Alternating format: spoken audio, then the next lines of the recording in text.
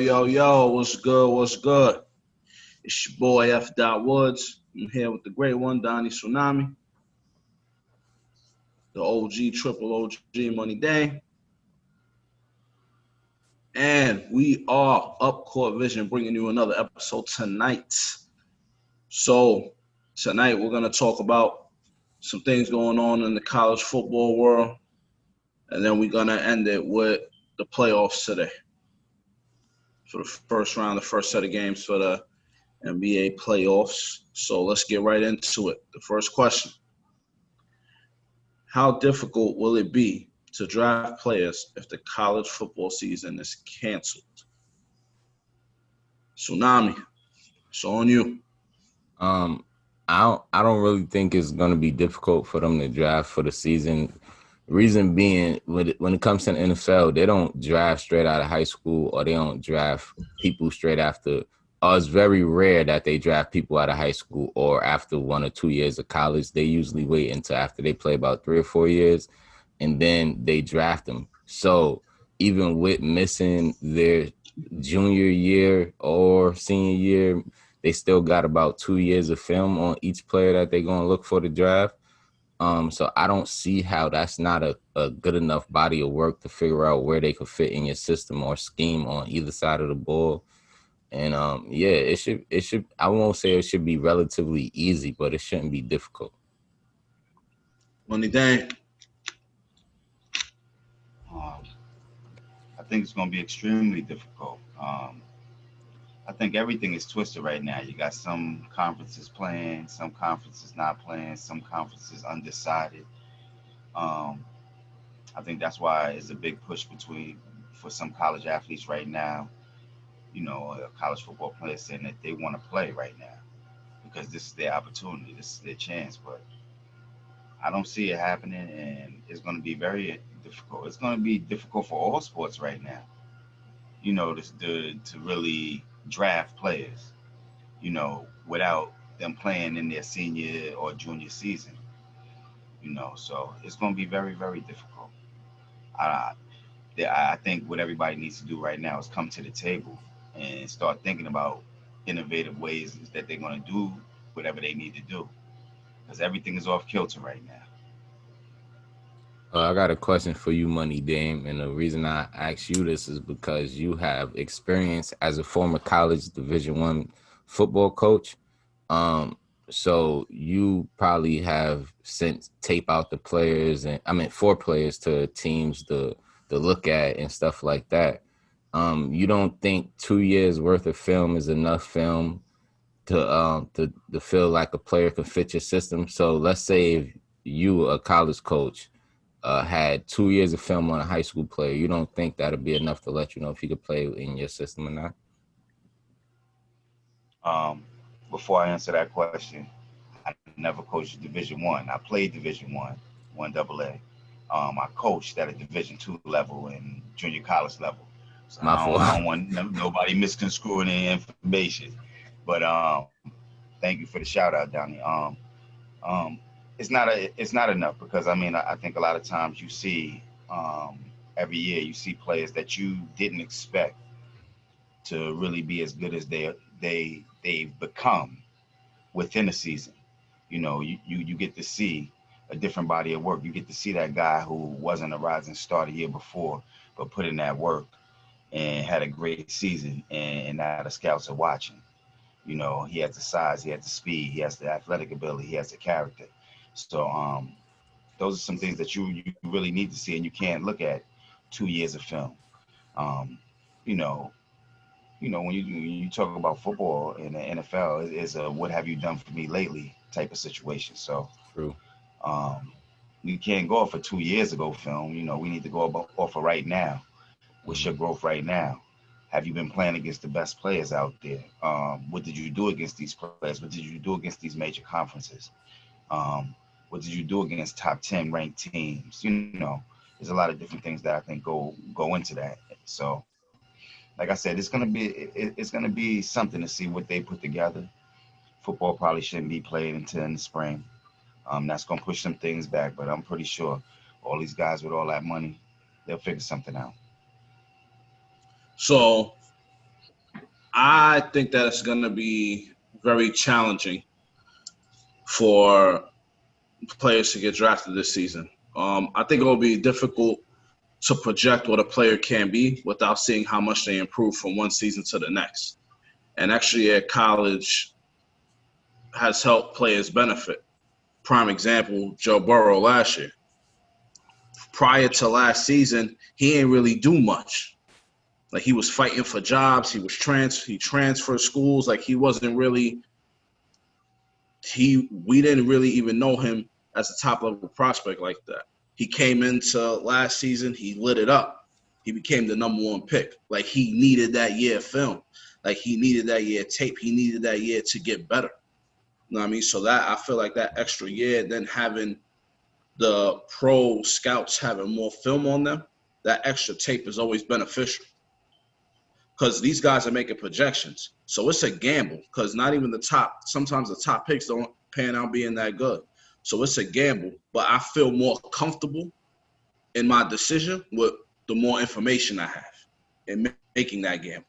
So I'd rather have more information than less. And I think that's why it's going to be hard for, like, your scouting department is going to have to be on point this year because you're not going to have to see the growth that players can make from one year to the next is you're not going to have really why they're not going to play against anybody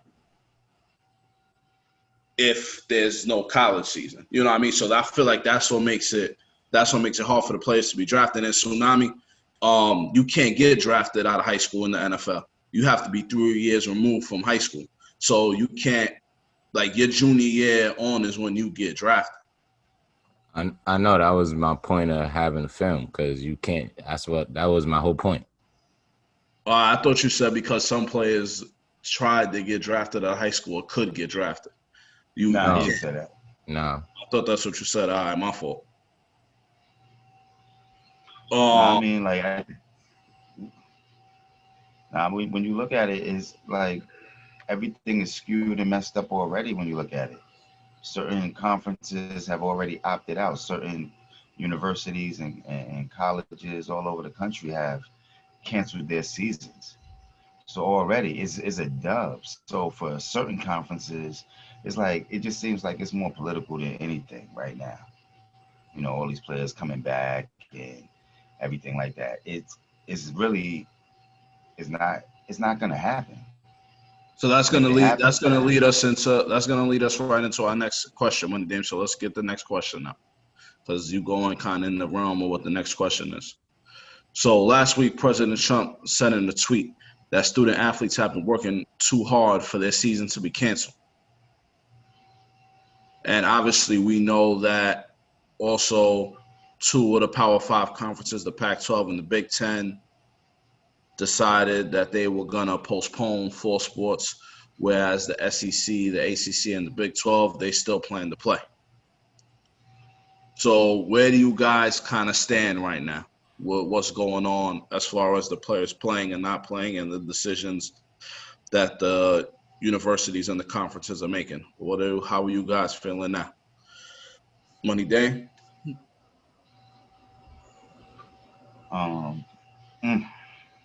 It's a tough situation. You know what I mean? I love football to death and everything, but I don't think they should play. Honestly. You know, until we're in a pandemic.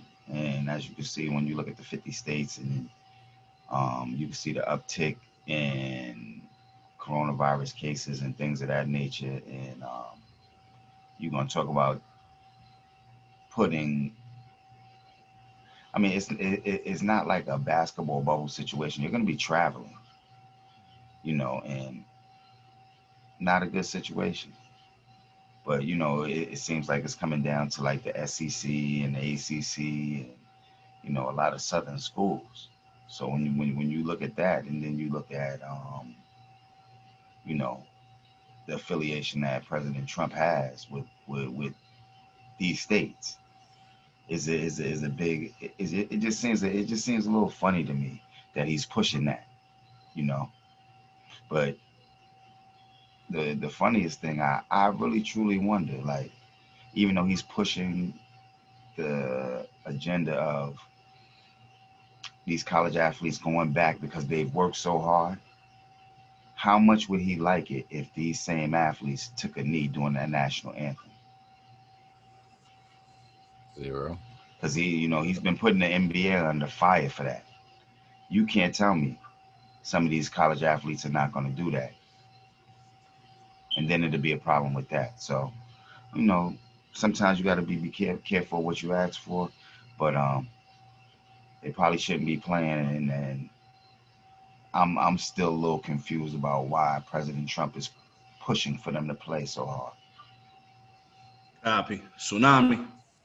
Before I answer that question, I'm gonna just say this about President Donald Trump. I just think it's crazy that he's ready to sacrifice our children, sending them to school and putting them out there as sacrificial lambs when this man is trying to delay the He's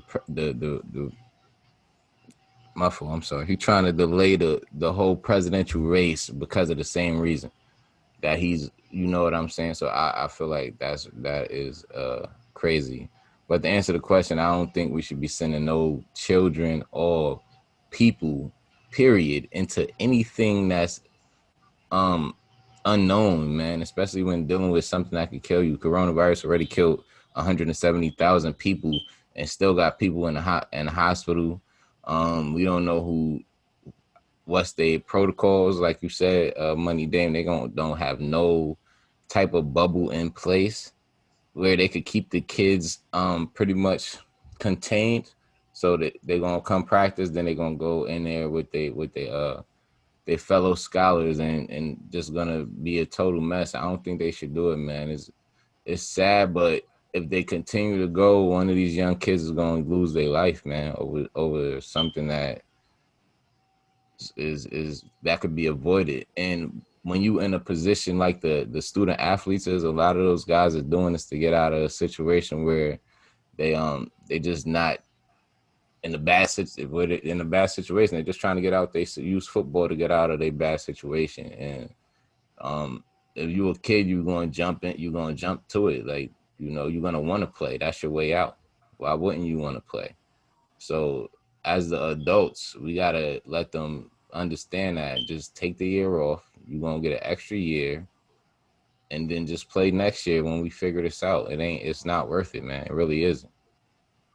Yeah, I think that I could appreciate a guy like Justin Fields, the Ohio State quarterback, who, he was trying to get a petition signed to get so they could play. Like, he's really, really pushing to play. Obviously, Ohio State's in the Big Ten, they're not playing. So he's really pushing that. And I could appreciate his passion for wanting to play. But as the adults, we have to make that hard decision for them to save them from them, because you are right. So they want to play. You know what I mean? There's some don't, and so a large majority probably do. You know what I mean? We don't know what anybody's feeling at this time right now, but I just know that there are going to be some kids who want to play. You know what I mean? As they should. And as adults, we just have to be responsible and make that decision that they can't play right now. You know what I'm saying? I just don't I love college football. You know what I mean? I watch it every year. I love it. But I always say when we bring this topic up, their health and safety is more important than the game. Exactly. You know what I'm saying? So as the adults, the universities, the athletic directors, the coaches, the presidents, the directors of the Power 5 conferences, they just have to all be on the same page. 2 Power 5 conferences shouldn't be saying we're not playing, and 3 say, oh, well, we're going to try to play. This is the perfect time for y'all to just have one strong, stance. We're not playing. It's not what's best for the student athletes right now. You know what I mean? I just think that's the message that we want to put across. You know what I'm saying? But then again, who knows? So, moving on. The playoffs have started, gentlemen. And as you both are well aware, we did picks today. Your boy F. 4-0. You know what I mean? Taking the Ted DiBiase $1 million belt tonight. You know what I mean? 4-0 today, man. 4-0 today. How you get the Ted DiBiase SIC belt after like one day.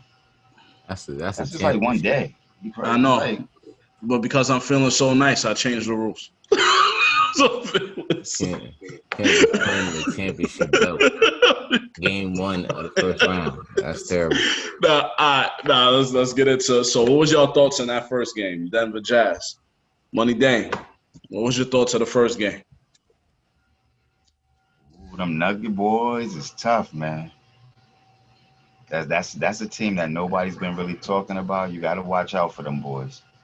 And I gotta big ups to Jamal Murray. Oh, he was looking like an assassin out there today. But I got to shout out Tsunami because the kid Michael Porter Jr. mean mean. I remember just watching him a little bit today, and they was comparing his jump shot like off the pull up three. They was comparing it to KD, and this is early on in this young man's career. This is like the first chances we really getting to see him shine, and Denver just played extremely well, and Jokic and Jamal Murray running the high pick and roll, and they knocking down jump shots and some of their bench players and just the role players just playing their role. They're a well-oiled machine out there. You gotta watch out for them boys. You know, Donovan Mitchell put up 57 tonight. You know that was definitely tough. He put up 57 this afternoon. That was tough. You know what I mean? You gotta give him his props, but I guess you gotta win it too. 57 and don't win, that might not really cut it. You know what I mean? Big shout outs to him though. You know, but Denver, I like what I saw today. The the big takeaway for me from that game is exactly what you stated. Donovan Mitchell had 57 points in the L. If I'm Utah, I'm scared because like that's your best player putting up those type of numbers, and you barely I mean, let's be honest. If Jokic still had his little weight on him, that little layup he took at the end of the game, he making that. You know, he don't got that weight. He got that bump for Rudy. It didn't go in. They had another chance at OT and just couldn't close it. Utah don't got enough for Denver. I think that was obviously apparent in this game, and I just don't see. I could see Utah grabbing the game or two just because it just seemed like it's going to be close and each game going to probably be decided by like 5 points or less. So I could see them grabbing a game or two the way Donovan playing, but Utah don't got enough for Denver, man. They don't. I don't see a lot of teams that got enough for Denver right now. All right, so there's a couple of things I took away from the game. First, like we said, Donovan Mitchell had a great game. That's going without being said. I thought him and Gobert, like, they played like the best two players on their team. Gobert was making a bunch of good defensive plays throughout the whole game. Like, I just thought him and Donovan Mitchell, they did what they were supposed to do. Donovan Mitchell had a great game. He was killing them. Like, they had a great game. But I think another thing that Utah did well, every time, like Michael Porter Jr. had a good first half. The second half was kind of shaky, you know what I'm saying? And I think that's okay because he's young, you know what I mean? So he needs these playoff minutes to learn what you got to do in the playoffs. They kept on putting him in a pick and roll. He couldn't, like, they was abusing him. Like, everywhere he was at, they went to him every time and screened him. That's why the coach had to get him up out of there. You know what I mean? That kind of, like, that hurt them or whatever. I noticed that happened in the game. I think that also could go, like I said, to his youth and him not really playing. Like, this is his first playoff experience and his first year actually playing. So that's all right. He's going to learn from that. The Jazz made too many mistakes at the end of the fourth quarter and in overtime. And all of their turnovers, like, Denver capitalized on them and they scored on them. Like, you know what I mean? Like, when you're trying to win, you can't do that in overtime at the end of the stretch of the game and in overtime. You can't make mistakes like that. Jamal Murray, the two-man game between him and Joker, it was too much for them. Like, they wasn't even running plays at the end of that fourth quarter and the whole overtime. It was a straight-up two-man game with Murray and Joker the whole time. And, like, Warren said, Money Dame said, like Murray was doing what he needed to do. He hit big shots after shot for them. Like I thought it was all around a good game. I enjoyed that game a lot. Jamal Murray, he was looking like he was in Kentucky out there. And that's how he was cooking in Kentucky. Like I remember watching those games. He was cooking up. You know who played well too? Monte Morris. Yeah, absolutely. He played well. Told you those role plays. Playoffs. And then it was also big too. Even though Mitchell was killing them, when Grant guarded him, he made it tough on him. Grant was a little bit longer, could cover a little bit more space. Like he made it a little bit tough on Mitchell. Like when they switched that matchup. Mm-hmm. You know what I mean? I thought that was good too. Like I said, but he still had 57. He was cooking everybody. We could expect to see that matchup early. But when Grant was guarding him in that four, like I could probably take it to he was, it was overtime. Like he was putting in a lot of work, but Grant was making it difficult on him. And that 8-second call with a minute and change to go, that was unacceptable. Like you can't do that. See that, and that's what I be talking about though. That's the mistakes. You can't have those mistakes in the playoffs. You can't get an 8-second violation in the playoffs. It's unacceptable. It's unacceptable in the NBA. All right, let's go to the next game. Nets Raptors Tsunami. What was your thoughts on that game? We all saw this coming. The defending champs versus the depleted Brooklyn Nets. They don't even have. They have Karis LeVert, but let's be honest. Karis LeVert is nice. Let's start off with that. But his role coming into the playoffs was not the role of the lead man. He was the second or third guy. He was the third guy after Dinwiddie, because if KD was here, he would have been the fourth guy. So he wasn't getting as many shot attempts as he was getting last year. So coming into this 8 games and the bubbles, he probably was trying to get comfortable getting his shots up and all that. There's just not enough for the defending champs. By himself with the rest of them is not going to work. Toronto Raptors, though, them dudes take care of business, man. Like, one thing I say about them is they don't play to the level of their competition. Like, they go out there and they play everybody like they playing to win a championship. So, like, they took whatever they learned from Kawhi and winning that championship last year, and they making it greater, even though they missing a big piece. So, like, the two teams that I would look out for that's kind of dark horses in this whole thing is Toronto, even though they won last year, and Denver Nuggets, man, because they just got a lot of depth and everybody on their teams come in and contribute in some type of way, form of fashion. Yeah, I think the deeper you go in the playoffs, like if Denver gets by Utah, the deeper you go, like for them, like not having Gary Harris and Will Barton, that's gonna like show when you start playing those better teams. Yeah. Like Gary Harris and Will Barton were key contributors to the Nuggets. You know what I'm saying? When you play those in that second round, when you play those better teams, like you're gonna miss those two guys. That's a fact. What you thinking, Money Dan? Toronto played excellent today. They've been playing well in the bubble all for the last couple of weeks. They firing on all cylinders right now. Fred Van Vliet. Oh man, he's been cook up too right now. You know what I mean? 30 and 10, and the jump shot is falling. Those guys are playing well together right now.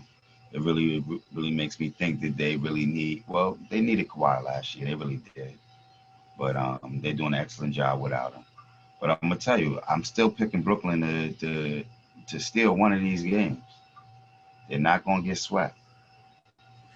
They were down at one point by 30 in the game, early on in the game. Jack Vaughn got them playing hard though. You got them playing hard, but at the end of the day, there's no way you could tell me which Kyrie said. Kyrie said we don't have enough. Yeah, I got some players that play hard basketball, hard-nosed basketball. And I want y'all to look back. Look at the games that Toronto played this season versus the Nets. It wasn't a whole lot of blowouts. And I know it's playoff basketball right now, but then that's a finer way to steal one. But just real quick, to something that Tsunami said, Dinwiddie was not no number 2. Caris LeVert been cooking up since last season. Check the stats on that one. Caris LeVert, he's that deal. He gonna get a contract somewhere. Nah, Tsunami said that this year he had to play a different role because he was getting mad shots last year. But I mean, even I would beg to differ. Even this year, he had some great games, and he was playing. Because you gotta remember, Kyrie didn't play. He didn't play a whole lot. So who you think was carrying that team? That still goes to my point, though. Him and Dinwiddie was going back and forth and everything. Yeah, but remember he got hurt too. That still goes to my point, though. My whole point is his minutes and his shots that he got to take wasn't consistent all season. It wasn't consistent all season. And then he got to come in this bubble and be the main guy. So I'm just saying, it's going to take him a while to get his. He been the main guy. Yeah, but now he got no help though. It's different. Like he got zero help. But it's not that they if you look in the bubble, they beat some good teams. They beat Milwaukee. Yeah, I'm not saying that. I'm not saying they've been very competitive in the bubble. Very competitive against everybody they play. Very competitive, and supposedly they don't have anybody. No, they own teammate said that. They shouldn't even have been in the game at all today. That's on Kyrie. Their own teammate said that. We ain't say that. I'm gonna tell y'all they gonna steal one, at least one. Oh no, they getting good enough to steal one. They getting swept. They getting swept. They getting swept. Yeah, I'm with F dot on that. But what I took away from the game was like literally, this is what I thought about at the end of the game. Are the Raptors gonna be able to afford Van Vliet at the end of the season? He's out of there. He's a starting point guard in this league running a team. Like not sharing the backcourt with Kyle Lowry. That's my man. But Fred VanVleet, he playing so well, bro. Somebody gonna throw him the bread. Yeah, he definitely gonna get up out of there. And not because he probably want to stay, but he's like he that good. Like he's a starting point guard. He's running the team in this league. Like he's a starting point guard. Like that guy, man. I respect his come up from being the last man on the roster to make the team to now being one of the key pieces of the team. Like he about to get a lovely contract when he get deserves it. He deserves it. He do. I mean, that's what I took from the game. Besides the fact that Brooklyn is going to get swept. All right, so I had to check it, and LeVert was taking 16 shots a game this year. I'm pretty sure he's doubling those attempts now. Pretty sure he's doubling those attempts. Yeah, but you know what though? Like when he was driving and kicking, like other people were hitting shots, like they showing you they got like, you know what I mean? They got stuff over there, but they don't have enough. Like they don't got enough to mess with the champs. Like Toronto's still the champs. I know they don't got Kawhi, but they still the champs, bro. I don't even think they're gonna get one game. What's his LeVert third year, man? I think we should be giving him some type of pass too, because he young and this is his first postseason, ain't it? He young in this too. Yeah, and he's been hurt like on and off. You know. I know, but isn't this his first postseason? I believe so. And he got to be the guy taking double the amount of shots, running the offense, doing everything. Yeah, he got to get some type of pass. I think they're gonna get swept, and he playing. He probably gonna play really well. But man, I just think it gives you a look into what they could be when they actually all healthy and all playing. Could be. I'm with Money Dame. I don't want to hear Irvin saying too much of nothing. He got some scrappy cats over there. He came into a scrappy team. That's what you need. He knew what he had, and then he gonna get over there and complain about it. Them dudes was good before you, bro. They was good before you. Let's move on. The third game of the day. Had Philly and the Celtics. Money Dame, what you think of that one? What was your thoughts on that game? I ultimately thought that the Celtics were going to win, but at the end of the day, in the beginning of the game, the first 4 to 5 minutes, I said, "Ooh, this is the Joel Embiid I like to see." If he played like that all game, it just would be. I think it possibly could have been a different outcome for them. You know what I mean? But it's not going to happen for those guys. The Celtics, they play great defense. They got a nice two-headed monster right now with extra pieces on the side with Jaylen Brown and Tatum. Tatum looking real Kobe-esque right now. He really is. He really is. Like, he's stepping his game up to a different type of level. And Brad Stevens is doing a hell of a job with those guys over there. Kemba over there killing. He was killing out there. They just play well together. It just seemed like the team gels. And the crazy thing about them, they don't have a big man, or they don't have a force down low. They don't. But they still manage to play. Cantor can't defend, and Tice. I mean, he work hard, but he not it. But they play well enough to get the job done. Nah, agree. I was just talking about their big man situation. Yeah, but is it? You got to start thinking about what you're going to do over there in Philly, because that's not it. That's what I've been saying. If the big guy is not going to really play big down there and just straight up dominate, he need to have 30-20 numbers. That's what he need to have right now. 26 and 16 tonight. That's not 30-20.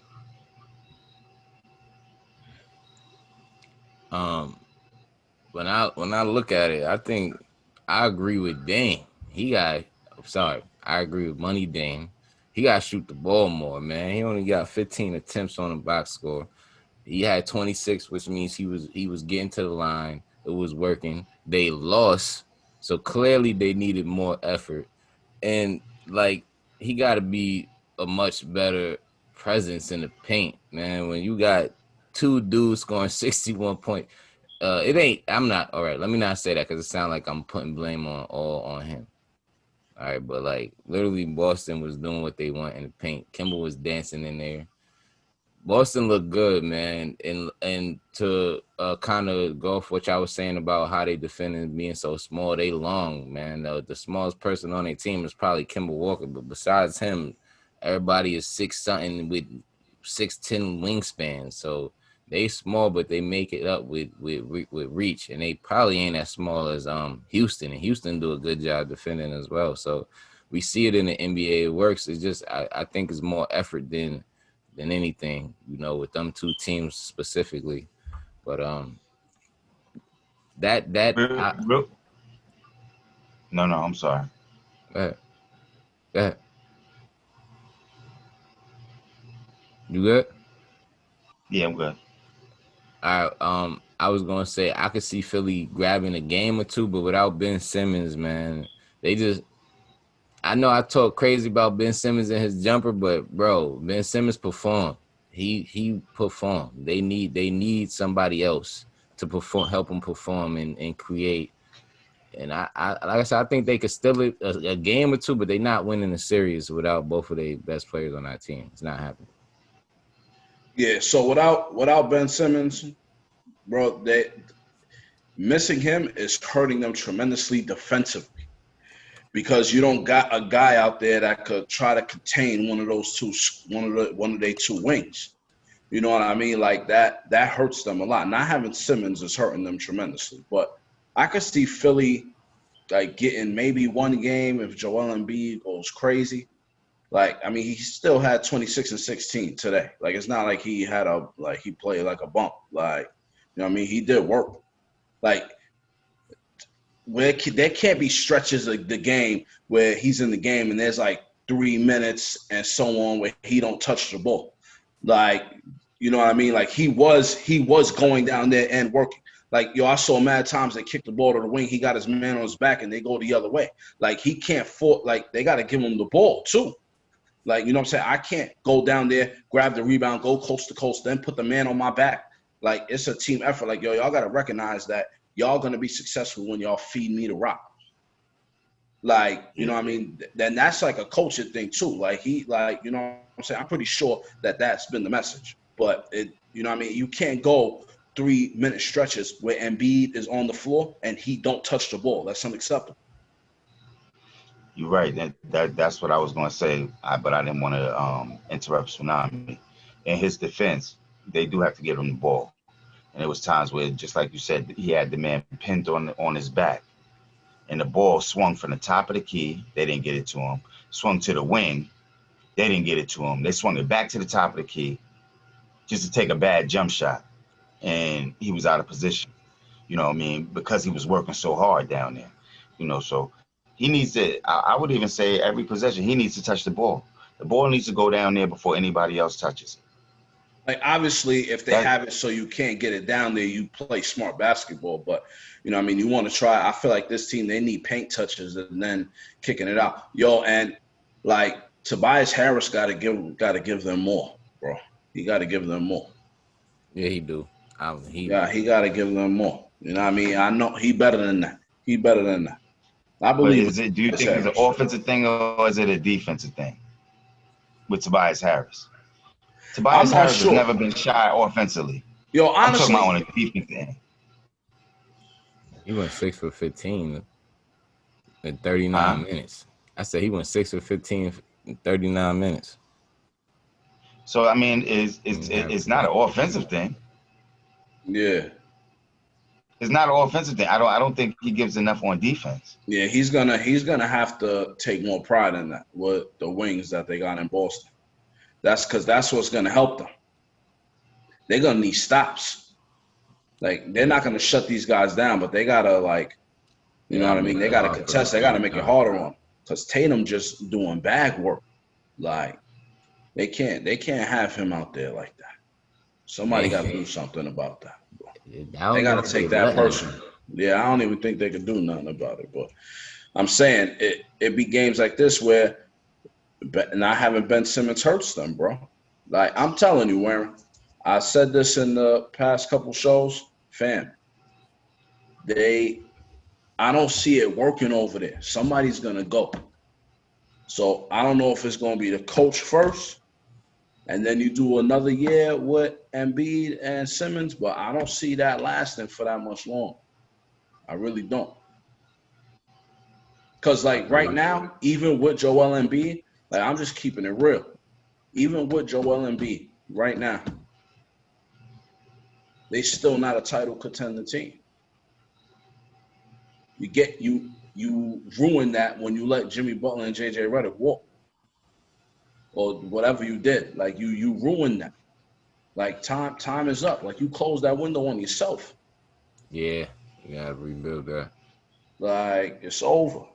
I'm sorry to say. It's over.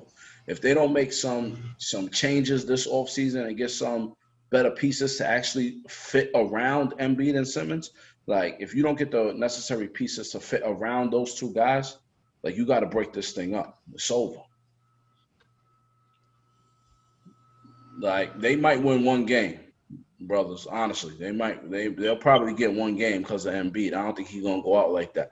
But this one, over. You know what I mean? It's ugly. It could get ugly. Last game. Tsunami. I'm gonna let you go first, Tsunami. You sure you want me to lead off on this one? Yeah. I want you to go first. Tsunami. Tell us how your evening ended. I mean, if you're a follower of the show, you know I'm a Mavs fan. So obviously, you know my evening didn't end well. So thank you very much for throwing that nice cream pie in my face. But the I ain't gonna lie, I'm not really mad as a Mavs fan about the loss more than how it happened. You get what I'm saying? Like I feel like the 2 techs on Porzingis knocked us out of the game. I feel like we was playing him really well with him in the game.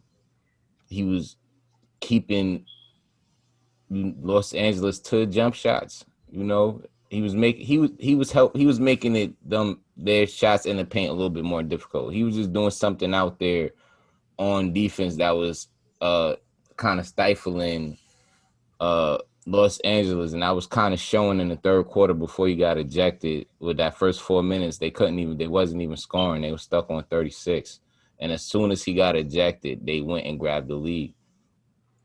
I mean, not 36. I think it was 56. I don't remember the score, so don't quote me on that. But they were stuck on that score in the beginning of the third for like the first 4 minutes, and I think that just turned us around. The reason I say I'm not really mad though is because we barely lost with all that happening. Luka Doncic had double digits turnovers, which I don't think he's gonna repeat that multiple times during the series. Everybody played well. It was just a little hard for them to create space and to get good shots without Porzingis in the game.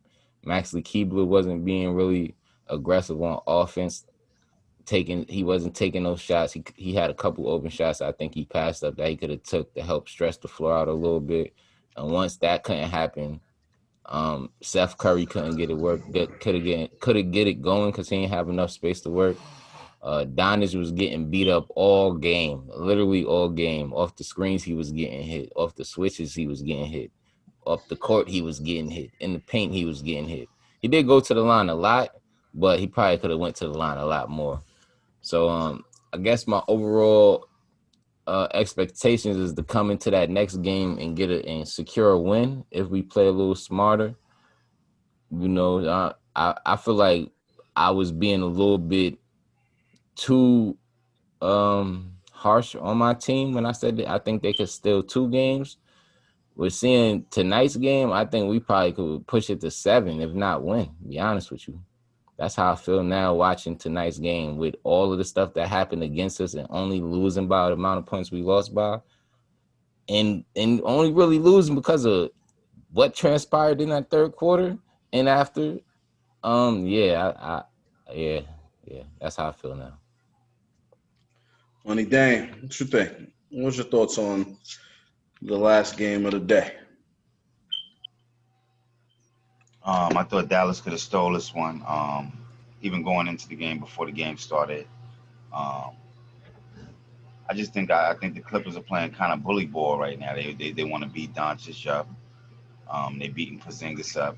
I don't think the foul calls went well both ways. You know what I mean? I saw, Porzingis and Doncic getting beat up, especially Porzingis. He was getting beat up all game. And then he'll come down, he'll make a good block, and then they'll call a foul on him. So I think his frustrations got the best of him tonight. Dallas played well, I thought. I thought they got out to a slow start in the beginning. I think that might have hurt them towards the end.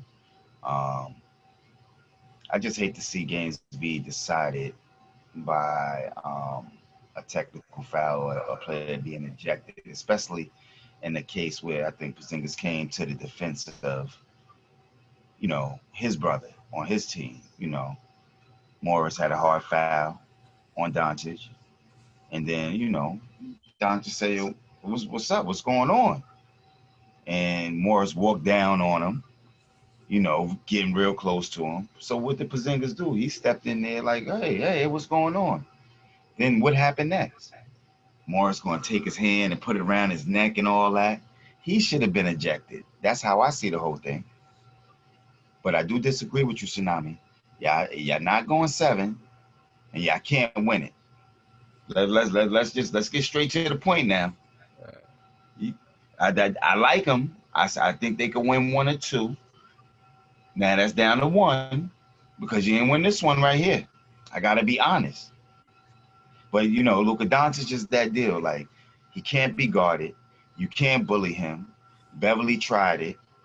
Kawhi tried it. He had Kawhi on skates. Paul George ain't won none. Like, that guy's serious, but you're only going to win one. This is going down 4-1. I'm stating right here. I do like what Dallas got going on. They just don't have enough. But I think the referees played a big role in the one tonight. It wasn't called both ways. And Porzingis should not have been ejected tonight. So I think that, like, when the Clippers first came out, they got off to that big lead. Like, nobody should have been, like, in an uproar or, like, surprised that Dallas came back. Like, basketball's a game of runs. It happens.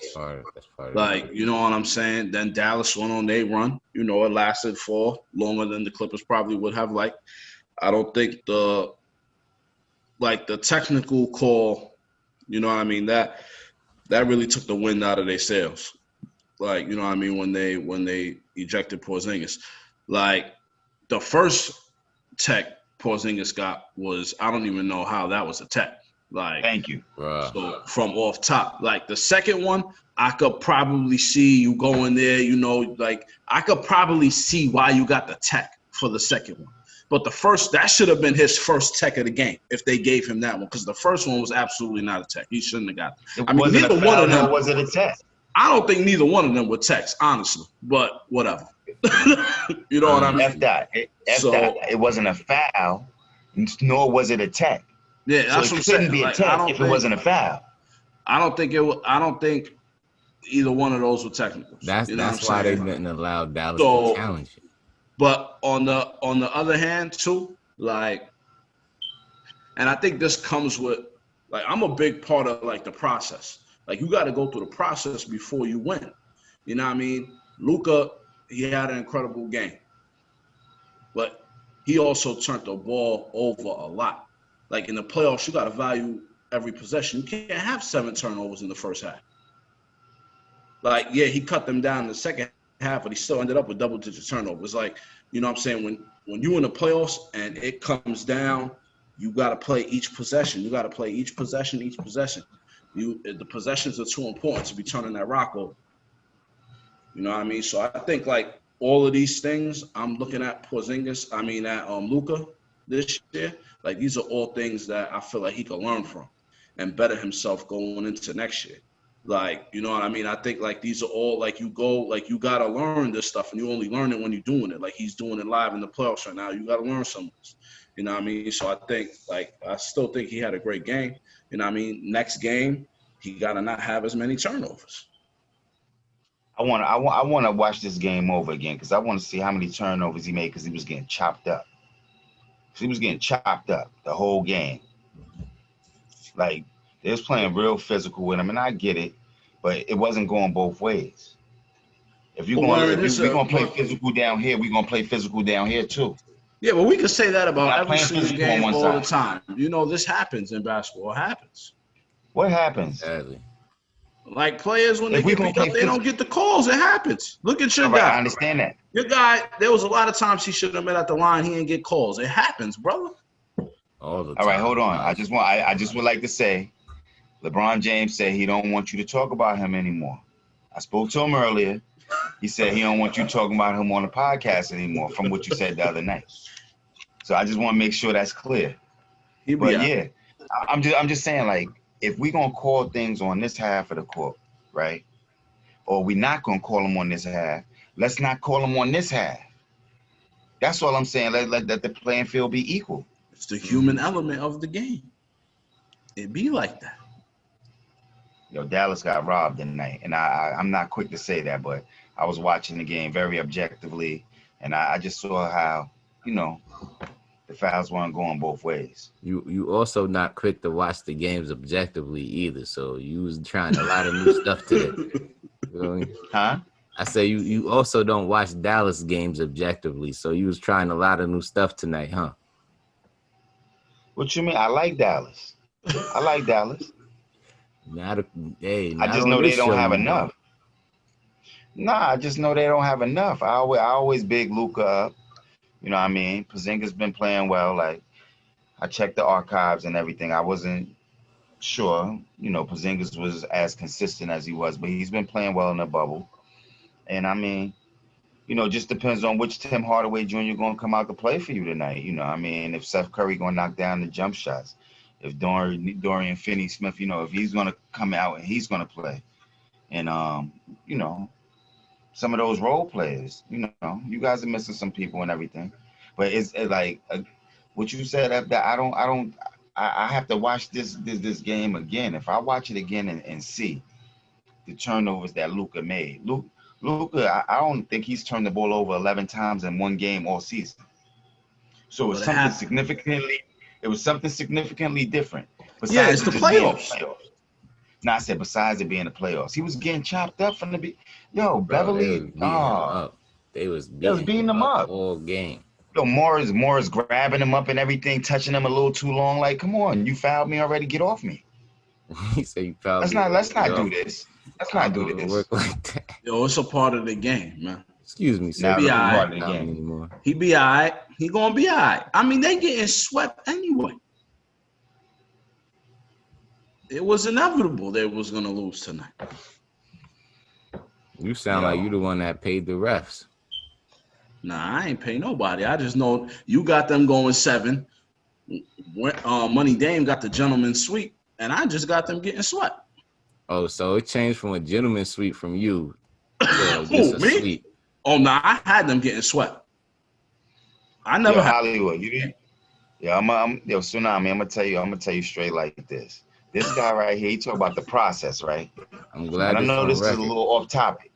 He talk this is a lot of bit off topic, but I gotta get him because I got his team colors on right now. You talk about the process. The Knicks never have a process, and you cannot come on this show and talk about Tsunami's team or Money Dame's team because your team can't make it to the playoffs, won't make it to the playoffs, don't even like going to the playoffs. So you got to watch our teams. You're not going to critique our teams all the time when we don't get to critique yours. First of all, you don't have a team. You have a player. You don't have. I acknowledge that. You have a player. So every year your team new. So we got to learn different arguments for whenever he go. Hey, listen, that's what happens. So that's that. So Tsunami's team, they gotten better. I can respect it. Mark Cuban, he do what he do. They always have a good roster. You know what I mean? For the most part, like I respect it. They still getting swept. And now my team, yes, we've been terrible for a long time. I can say this, the truth. I'm not denying it. We've been terrible for a very, very long time. But that don't change the fact that right now it's the playoffs and my team ain't in the playoffs. So ain't nothing to talk about. My whole life, long time.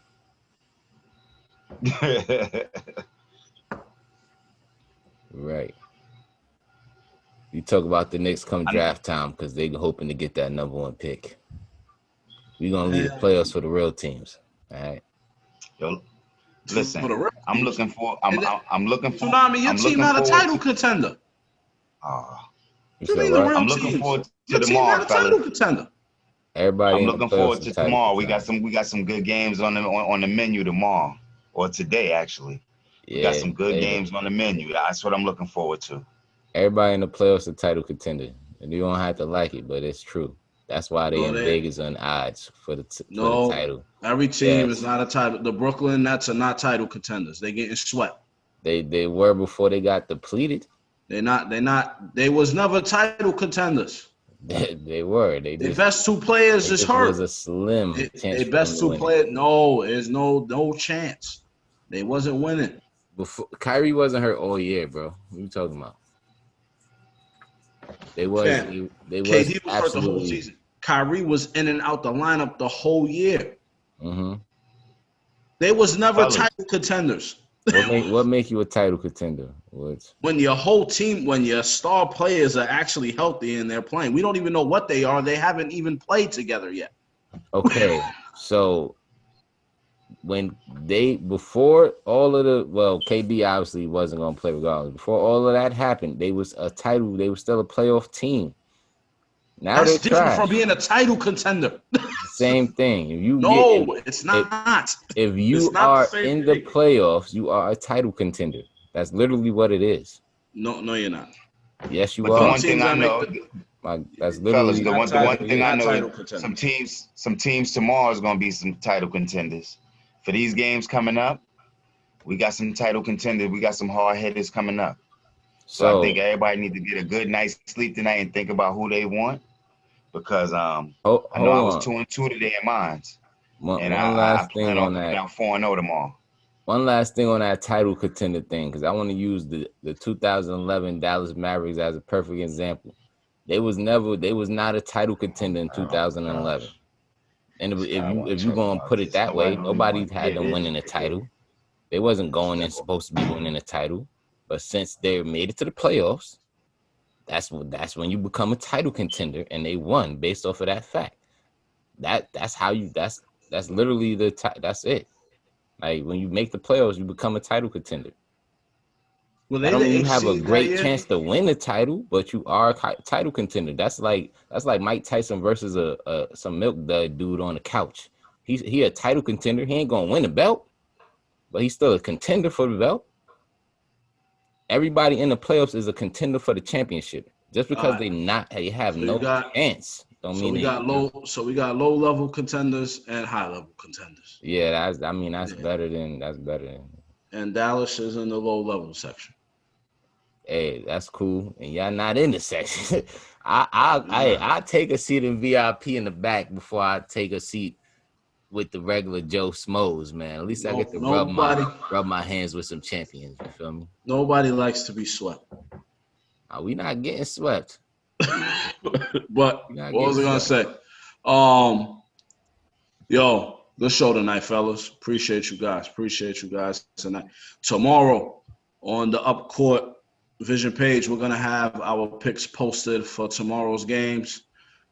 We're gonna come back to y'all tomorrow live, talk about some different topics of sports, and then summarize tomorrow's action. Still rolling with the first round of this playoff series in the NBA. Any last words, Tsunami? Peace and love. Love and happiness. Buddy Day. I just want to send some prayers down to my aunt, and she's from Harlem. She's living in Rochdale, Queens. She's in New York Presbyterian right now. I love you, Henri. You know what I mean? God bless. I'll be down to see you soon. Real soon. Sending prayers and strength to Money Dame's aunt. Peace and blessings to everybody. And tomorrow we'll be coming back at you live with another show of Up Court Vision. Until then, I'll holler.